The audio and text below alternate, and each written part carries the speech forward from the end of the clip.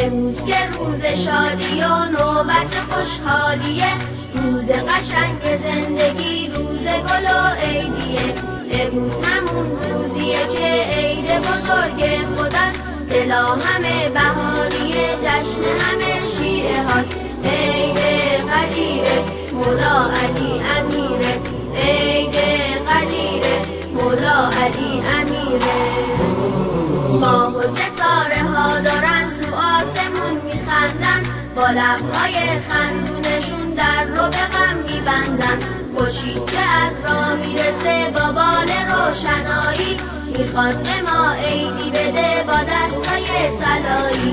عید قدیره مولا علی امیره، عید قدیره مولا علی امیره.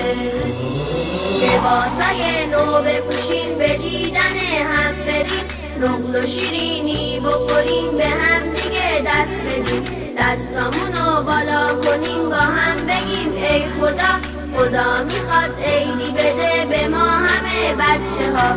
عید قدیره مولا علی امیره، عید قدیره مولا علی امیره، عید قدیره مولا علی امیره، عید قدیره مولا علی امیره. امروز که روز شادی و نوبت خوشحالیه، روز قشنگ زندگی، روز گل و عیدیه.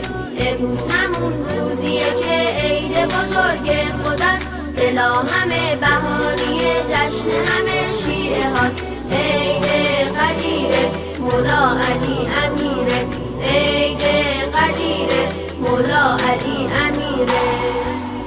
ماه و ستاره ها دارن تو آسمون میخندن، با لبهای خندونشون در رو به غم میبندن. خورشید که از راه میرسه با بال روشنایی، میخواد به ما عیدی بده با دستای طلایی.